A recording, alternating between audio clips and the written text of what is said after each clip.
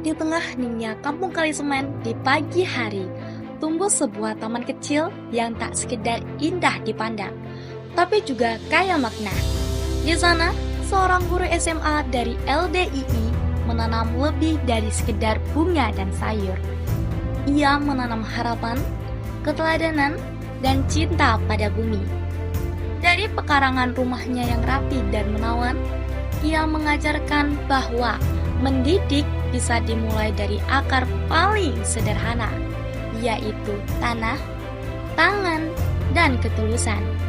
Setiap pagi sebelum menyapa murid-muridnya di kelas, ia lebih dulu menyapa daun-daun yang basah oleh embun, memeriksa tunas muda yang tumbuh di selaput, dan memastikan sayuran di pekarangan tumbuh subur. Bagi beliau, mengajar dan berkebun adalah dua sisi dari panggilan jiwa.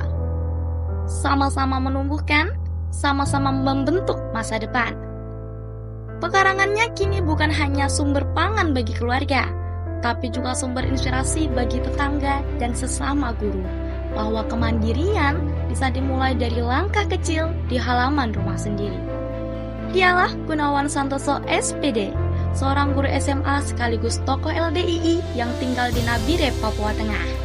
Dengan tangan cikatan dan hati yang penuh dedikasi, Bapak Gunawan mengubah halaman rumahnya menjadi taman kehidupan.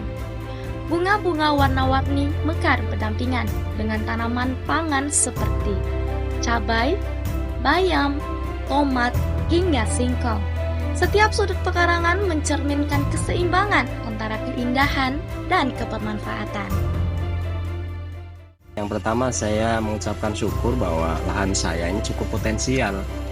Jadi kalau dilihat dari lahan saya, alhamdulillah air tidak pernah kekurangan. Nah, itu sebagai modal dasar saya untuk saya bisa menanam berbagai jenis tanaman. Sehingga ketika musim kemarau pun atau tidak hujan pun, saya bisa manfaatkan untuk tanaman menanam. Nah, itu sesuatu yang perlu saya syukuri. Bahkan saya manfaatkan betul, saya maksimalkan sehingga bisa menghasilkan yang berbentuk uang.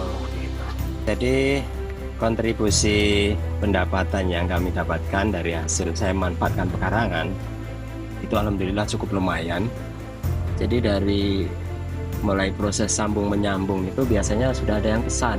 Jadi ada yang pesan nanti satu pot mau beberapa warna, terus nanti belum lagi yang dalam bentuk yang lain, itu ada yang mungkin dalam bentuk bibit persemaian, itu cukup banyak. Nah, berapa kontribusinya? Alhamdulillah dalam 1 bulan ya itu ya bisa rata-rata 500 sampai 1 juta. Jadi saya juga berkeinginan, bercita-cita bahwa potensi pekarangan yang saya miliki ini kedepannya yang jelas menjadi prospek, sehingga saya akan perluas. Suatu saat akan saya perluas dengan berbagai jenis tanaman lagi, bukan hanya tanaman hias, barangkali bisa saya kembangkan lagi untuk tanaman apotek hidup ya. Dari pekarangan rumah yang sederhana, Gunawan Santoso membuktikan bahwa tak hanya tanaman hias dan sayuran yang bisa ditanam dan dikembangkan, akan tetapi bisa dimanfaatkan sebagai apotek hidup yang bermanfaat bagi kesehatan keluarga dan masyarakat sekitar, sehingga mampu meningkatkan kesejahteraan dan kualitas hidup di masa depan.